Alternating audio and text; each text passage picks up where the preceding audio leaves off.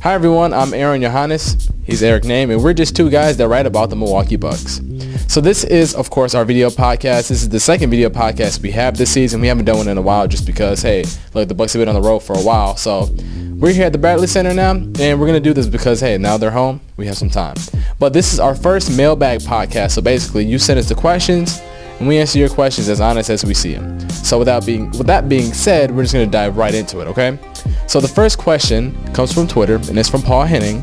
He says, is there any evidence of championship teams being able to start a non-shooting point guard or a poor defending center?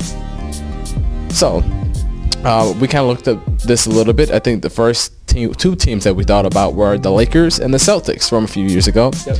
The first team that I thought of right away was the Celtics because Rajon Rondo is not a typical, he's a great guy that runs the floor, but he's never been a shooter. Like, even now, he's not a shooter at all. And so that Celtics team, even though he didn't shoot, Kendrick Perkins was pretty good defensively. He wasn't going to edge like 10 or 15, but Boston is probably that latest example. Did you have any other teams in mind? I thought of the Lakers team. You have Bynum and Gasol. And so some people would say Bynum was a good defensive center, maybe not.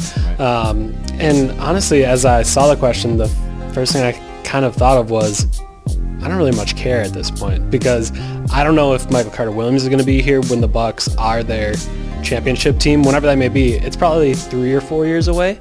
So MCW isn't that, he might not even be on the team, and kind of the same thing for Greg Monroe. So I don't think you really want to aspire to be the team that doesn't have a shooting point guard or a guy that can play defense at center. But I don't know if it much matters with this Bucks team because I don't think either of those two guys are going to be around. Now we're going to get into the second question. This is coming from Twitter as well. This comes from Mike, a.k.a. Shafty Bro. He says, how close is Middleton to winning MIP, a.k.a. Most Improved Player? And who are the leading candidates besides him? For me, Middleton's having a great season. He's, I think, going to be in the discussion, but it's clear-cut going to be C.J. McCollum. That's just how I see it. I don't think anybody else is going to take that award from him right now unless something crazy happens. I'm not going to curse him or anything like that, but I think bar none, it's going to be C.J. McCollum just because the minutes spike for him, the points production spike for him. Middleton's been great, but McCollum has been doing this from day one this entire season. So I think it's going to be tough for him to basically take that award from him. Yeah, I think a big thing too is that Middleton was so good after the All-Star break last year. So he's obviously taken another step from there, but it hasn't been so drastic like McCollum, where he's just a bit player to, oh, this guy might be a star. So I think McCollum's up there. Draymond Green, obviously he's been a star for a while, but it takes a while for awards and the media to catch up, and maybe he's got a chance at it. Maybe Zaza's got a chance at it. Again, the media's a little bit far behind, and he's put up, I think, his 21st double-double this past week. So he's been beast in Dallas. He has been. So maybe that's another situation where you see a guy that people kind of forgot about, and he's been good the whole time, but now they finally realize it. So those would be two guys I would think maybe have a chance, but they probably don't. Don't be surprised to also see Steph Curry in there. Just saying. Just saying because of how crazy he's been playing this year.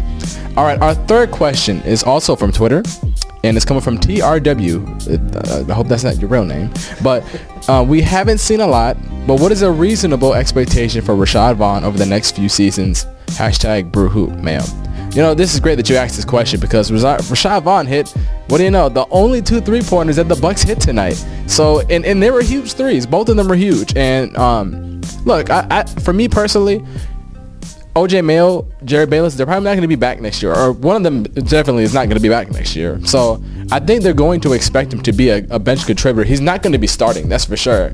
So I think right now, the plan for him over the next few years is just a guy that gets you 10 to maybe 15 points a game, can shoot the ball well from deep.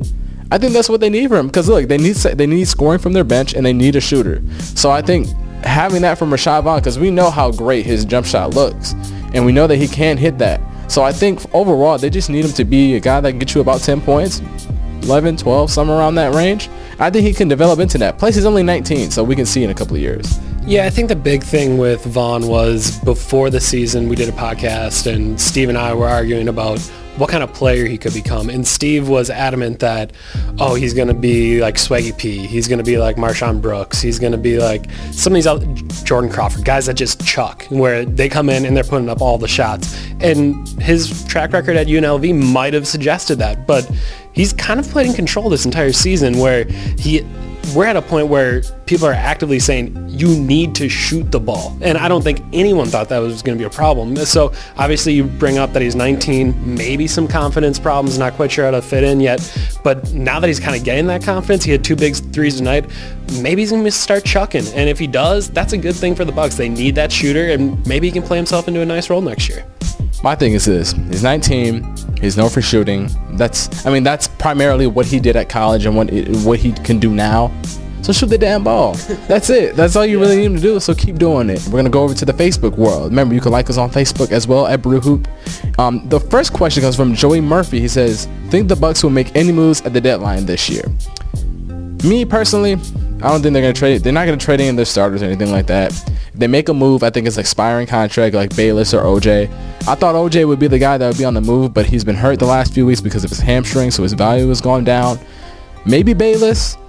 So I think if they do make a move, I don't think that they are going to, but if they do, I think it's just a veteran like Bayless or Mayo, just a veteran to trade away to a team that's close in the playoffs that just needs an extra piece off the bench to put them over the top. But that's about it. I don't really see them making a trade or anything like that. None of the starters are going to be gone. That's just about it for me. Yeah, I've said for a while, no one in the top 8 is moving. So that's your 5 starters plus Mayo, Bayless, Henson. None of those 8 are moving, at least in my mind. So I don't know if they're going to be that active, but one of the things that has kept them, I think, from being active is, you mentioned Mayo hurt, Bayless hurt, Vasquez hurt. All the guys that they could have moved haven't been able to show off their trade value and are still kind of struggling with injuries. Bayless hasn't been quite as good as he was before. Mayo is in and out of the lineup, so it's tough to make a move if those guys don't play. You just can't trade someone that has no value because they're not on the floor. So I think this trade deadline, maybe there's a move on the periphery, maybe Miles Plumlee, something like that moves, but that'd be about it. So our final question, guys, is also from Facebook, and it's from Andrew Dice Avia. If I said your last name wrong, Andrew, I apologize. You probably might have said my last name wrong too, so it's okay. I'm slightly worried about Jabari. He was supposed to be a star, and he still can be, but I'm just not seeing it right now. Am I overreacting? Yeah, you're overreacting, Andrew. It's okay, and I think it's fine. I think a lot of people are overreacting. I think even some of us in the media are overreacting. I think just everybody's overreacting about Jabari because this is his first season. This is essentially his rookie season, and right now, he's kind of playing a little bit better. Like lately, at least the last month, he's been playing a little bit better compared to before. Defensively, he's still struggling, but overall, this is still his rookie season. You're overreacting, but it's okay. It's normal. I think that's just what everybody is right now because a lot of people expect him, the number 2 overall pick, to be a savior, to just come in and to light up the world and drop 15 to 17 a game. But I think those expectations are kind of high for him because right now, look, offensively, I think he has to play his way into it. And I think that's what he's doing right now. So I think overall, the expectations are really high because it makes sense. He's a number 2 overall pick, but it's okay. Yeah, I think the thing that I've been looking at is his passing. There's been a couple times in the last few games, really the last couple weeks, where he's thrown a pass behind his head or he's thrown a snap pass with one arm that he might have seen a month ago. He might have understood that it was there, but he didn't know how to throw it. And if he did know how to throw it, he wasn't confident enough to throw it. Right. And I think that's always a major thing for an NBA player when the game starts to slow down for you. So as a rookie, it's just so much. And like you said, it's pretty much his rookie year. And I think there was times where it was all moving so fast for him. And that's when you saw him cutting on top of other people, when he was over dribbling, when he was just struggling to feel the game. I think he's got that feel now. And I'm not going to be shocked if in the next month there's some big Jabari Parker games. Like you look at tonight is a prime example. Exactly. He goes at Wade early on. He's posting him up. He's dominating on the block. That's a big step forward because we haven't really seen that. So I think he's getting more confident. I think in the coming months, there's going to be a couple big Jabari Parker games, and people are going to be really excited. All right, guys. Well, that's all the questions that we have for now. Thank you all for submitting your questions. Remember, you can always submit them to us. When we do have these rounds for the mailbag questions, it's #BrewhoopMail. And until then, we'll talk to you soon.